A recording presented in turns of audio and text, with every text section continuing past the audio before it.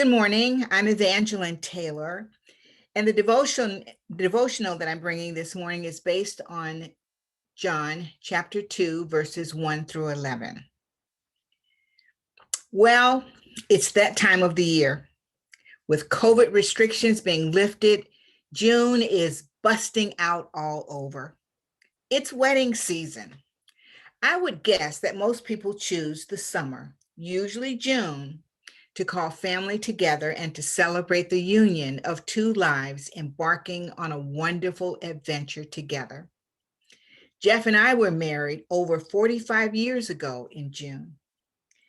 Now, this particular couple in John's gospel has invited many people to their blessed event.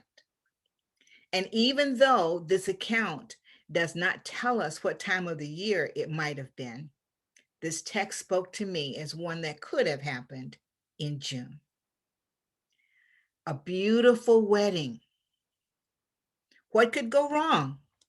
Plenty of food, a great band, good friends and family.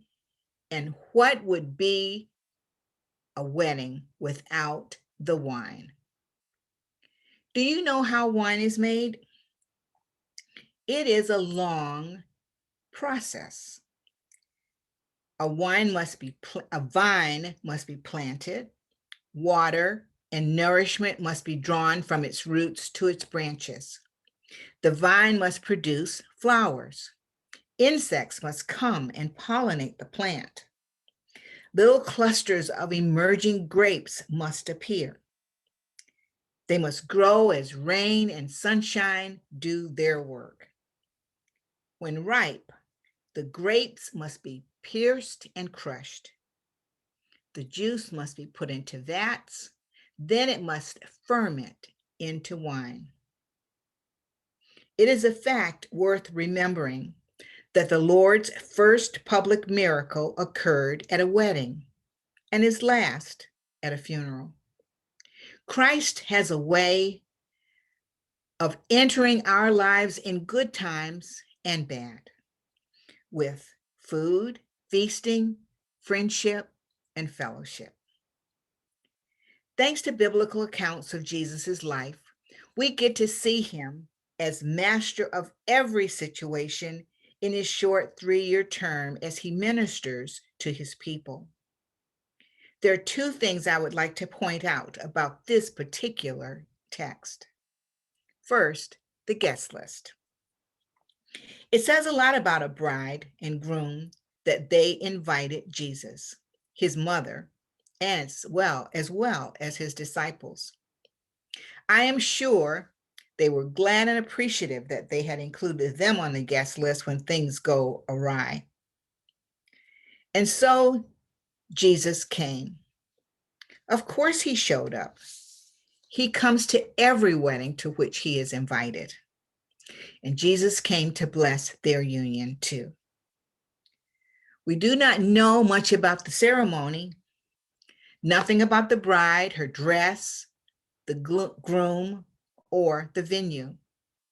But we do know that Jesus's mother, Mary, is on the guest list as well. Mary must have been a prominent person in the community because of the way she spoke to the servants. Some speculate that either the bride or the groom might have been a relative, possibly even one of Jesus's brothers or sisters. So I'm guessing they knew Jesus well. Then there were the wedding gifts. The table close to the door was filled with lovely wedding presents, and Jesus kept his gift until the last. The wedding ceremony was over and the reception began. Then something went terribly wrong. Someone whispered to Mary, "We've run out of wine." In those days, and to this very day in Eastern European countries, lavish hospitality was a sacred duty. Perhaps the crowd attending the wedding was much larger than they had anticipated. And we all know that wedding crashing is nothing new. Or perhaps The family was poor and unable to make adequate provisions, but total calamity loomed large over the event.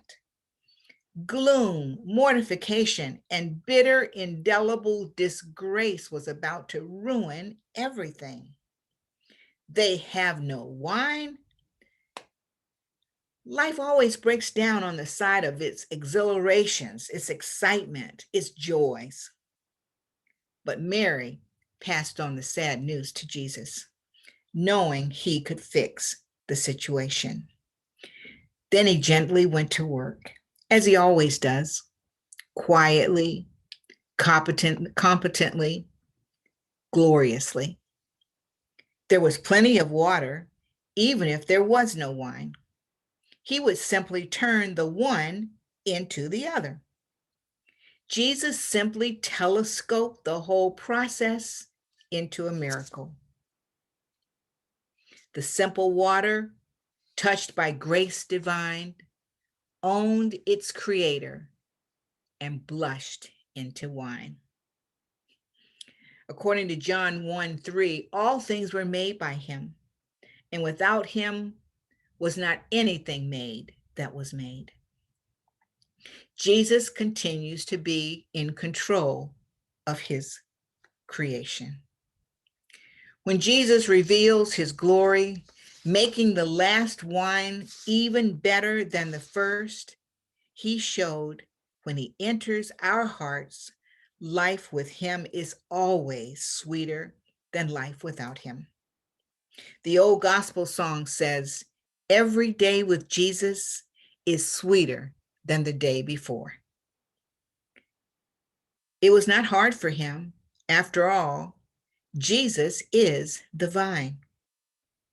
No doubt the newlyweds never stopped thanking him for their special gift, for his special gift and his presence in their lives.